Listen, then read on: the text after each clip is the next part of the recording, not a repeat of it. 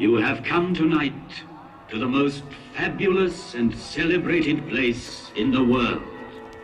Here on the plateau of Giza stands forever the mightiest of human achievements. No traveler, emperor, merchant, or poet has trodden on these sands and not gasped in awe. The curtain of night is about to rise and disclose the stage on which the drama of a civilization took place. Through the ages, I received many names from the people who came to me in adoration. But the name which has remained with me is that given to me by a Greek traveler, the father of history, Herodotus. He called me Sphinx, as if I were from his land. And that name is now mine. At the foot of such mountains of stone, everything becomes minute and insignificant. Man is an insect. But yet, it was men who built these massive monuments. And the names of pharaohs whose tombs they are have crossed the ages. Their glory has defeated time.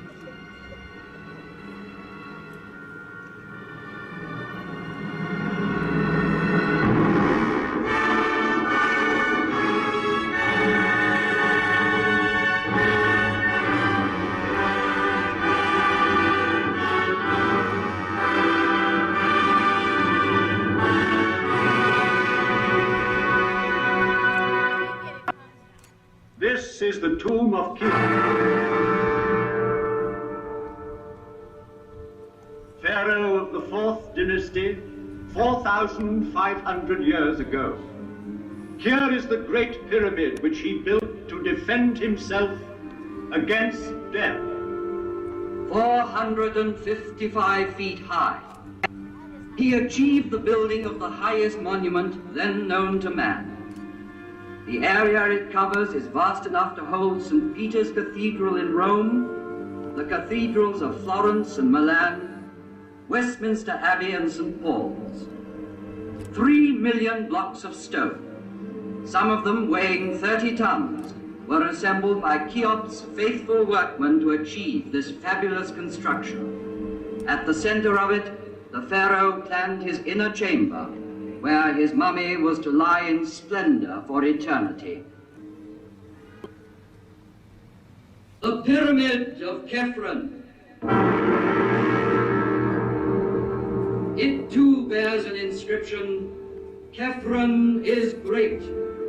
Yet, out of respect for his father Cheops, Khephren built his pyramid on a slightly smaller scale. The face of Khephren has come down to us sculpted in green diorite streaked with white, a rare stone he brought back from an expedition. Here he is, close to us, in the guise of the Sphinx, carved in rock near his tomb.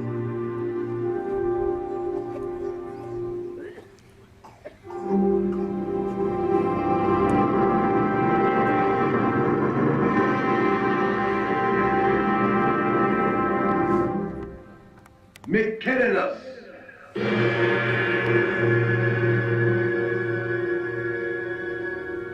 A third monumental tomb was soon to complete this immense funeral site of Giza and make it one of the wonders of the world.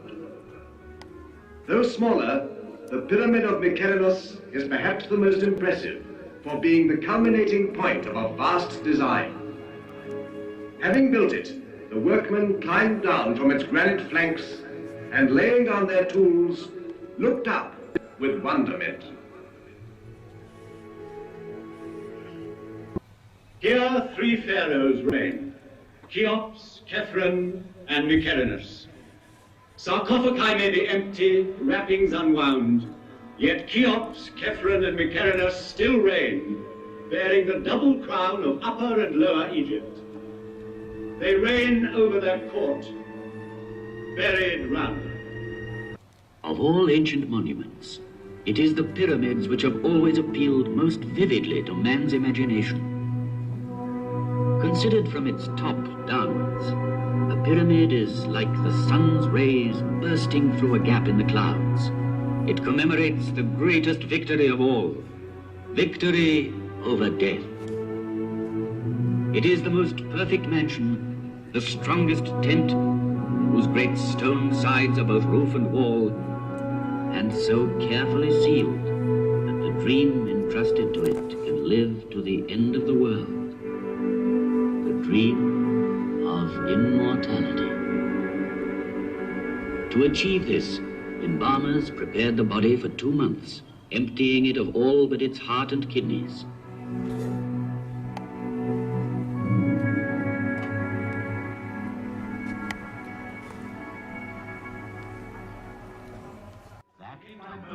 Carried by the flooding of the Nile.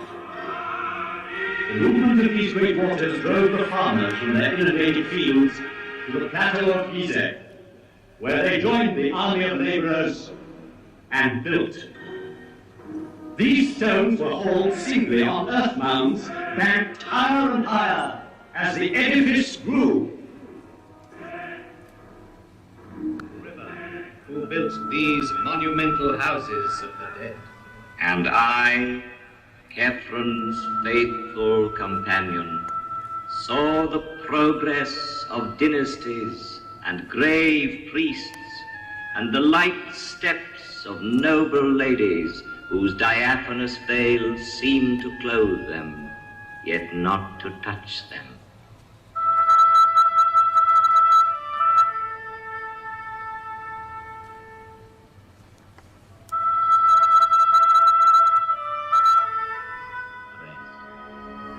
Thousands of other suns shall rise again, and man's oldest achievement will remain the highest, the purest. The Nile be praised, for it is the father of all our harvests, all our knowledge, all our architecture, all our strength. The Nile be praised.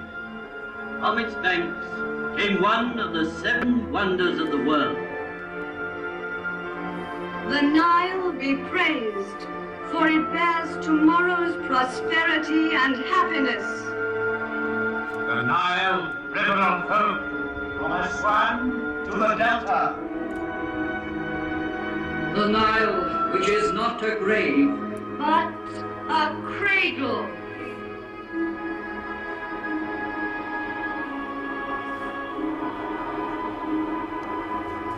In the course of time, only human achievements crumble and fall. But the spirit which conceived these monuments cannot perish